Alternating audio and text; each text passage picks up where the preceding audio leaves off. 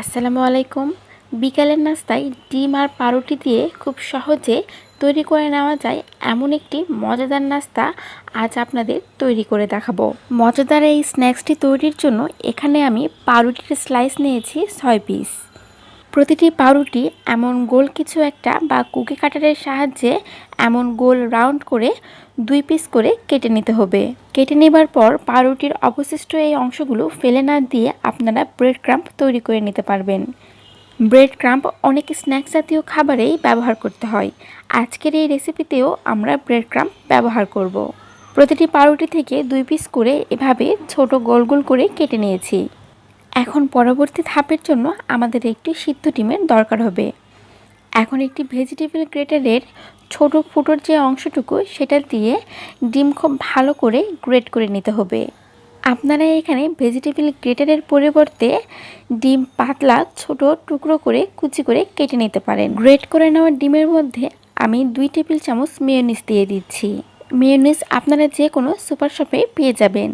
আর এই মেয়োনিজ আমি কিছুক্ষণ আগে একটি ডিমের কুসুম দিয়ে বাসায় তৈরি করেছি।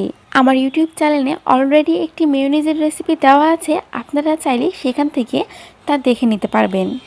এরপরে এর মধ্যে আরও দিয়ে দিতে হবে 2 টেবিল চামচ টমেটো সস।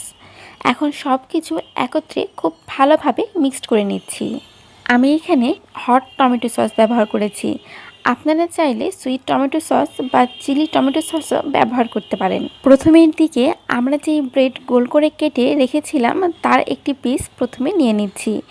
এরপরে মেয়োনিজ, ডিম আর সসের যে মিশ্রণ রেডি করে রেখেছিলাম তা একটি চামচের সাহায্যে দিয়ে উপরে আরেকটি ব্রেডের কাটা অংশ দিয়ে এভাবে সাজিয়ে নিচ্ছি। ঠিক এইভাবেই আমি একইভাবে সবগুলো রেডি করে নিব। এখন এই ব্রেডগুলো কোটিংয়ের জন্য আমি এখানে একটি ডিম ফেটিয়ে নিয়েছি। পুরে ভরা ব্রেডগুলো ডিমের মধ্যে খুব ভালো করে গড়িয়ে চারপাশ কোটিং করে নিচ্ছি। এরপরে ব্রেড ক্রাম্বের মধ্যে আবারও খুব ভালো করে কোটিং করে নিতে হবে। এখানে আপনারা ব্রেড ক্রাম্বের পরিবর্তে বিস্কিটের গুঁড়ো বা মুড়ির গুঁড়োও ব্যবহার করতে পারেন। ব্রেড ক্রাম্ব আপনারা যে কোনো সুপার শপেই পেয়ে যাবেন, কিংবা বাসায় তৈরি করতে চাইলে ব্রেড প্রথমে হালকা করে একটু টেলে নিয়ে এরপরে ব্লেন্ডারে ভালো করে গুঁড়ো করে নিলেই হয়ে যাবে। আর তাতে যদি সামান্য একটু ফুড কালার অ্যাড করেন তাহলে ব্রেড ক্রাম্বগুলো দেখতে আরও বেশি সুন্দর লাগবে। এখন ভেজে নেওয়ার জন্য এই চুলায় একটি প্যান উঠিয়ে দিয়ে তাতে 1/3 কাপ তেল দিয়ে দিচ্ছি। এই নাস্তাটি ডুবো তেলে ভেজে নেওয়ার কোনো প্রয়োজন হয় না, এমন অল্প তেলে ভেজে নিলেই হয়ে যায়। এই নাস্তাটি কতটা মজার তা আপনার বাসায় একবার ট্রাই না করলে বুঝতে পারবেন না। আজকের এই রেসিপিটি ভালো লেগে থাকলে একটি লাইক আর সাবস্ক্রাইব করতে কিন্তু ভুলবেন না। চুলার আঁচ মিডিয়াম টু লোতে রেখে উল্টিয়ে পাল্টিয়ে সবগুলো আমাদের ভেজে নিতে হবে।